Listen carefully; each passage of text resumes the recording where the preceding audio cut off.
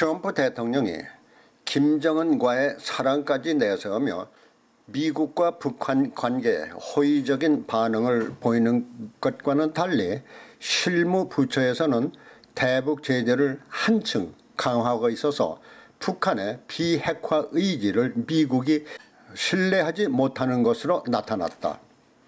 그런데 미국의 그와 같은 움직임과는 달리 문재인 정권이 북한에 대해서 섣부른 퍼주기 정책을 펴면서 세컨더리 보이콧 대상에 오른다면 무엇보다도 한국이 경제적 위험에 빠질 수도 있다. 북한에 대한 미국의 회의적인 반응은 지난달 미 재무부가 한국의 7개 시중은행에 대해서 대북 제재 준수를 요청한 데 이어서 이번에는 세컨더리 보이콧을 강화해서 북한의 공공기관 및 개인을 대상으로 대북 제재를 못 박은 리스트 466개를 내놓고 이들과의 거래를 경고하고 나섰다.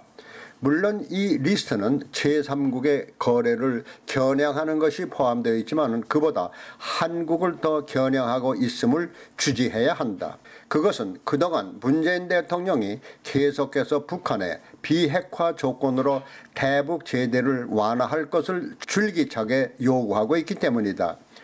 더욱이 강경화 외무장관까지 나서서 대북 제재를 천명한 5.24 조치의 해제 검토까지 요구하면서 미 국무부의 공식적인 항의까지 받은 것을 보면은 미국의 시각에서 북한의 확고한 비핵화 실천이 없는 시점에서 대북 제재를 먼저 풀 것을 요구하는 것을 그 순서가 틀린 것으로 볼 수 있다.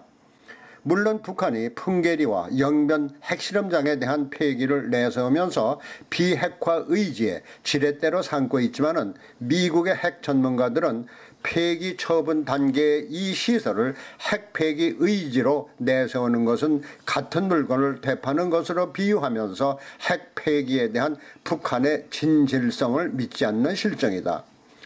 그런데 중국과 러시아가 대북한 제재 완화를 끈질기게 요구하고 있는 마당에 동맹국인 한국이 편승하는 것을 미국이 달갑게 보지 않을 것은 당연하다.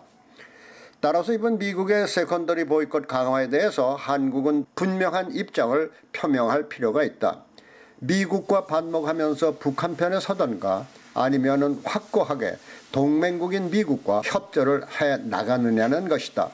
물론 문재인 정권을 지지하는 세력들은 미국과의 동맹 관계를 사대주의나 주권 침해라는 관점에서 조명하며 남북한 문제를 우리끼리로 해석하고 있지만은 국제사회에서의 한국의 입지가 미국과의 동맹 아래서 강화될 수 있다는 현실을 충분히 고려해야 한다.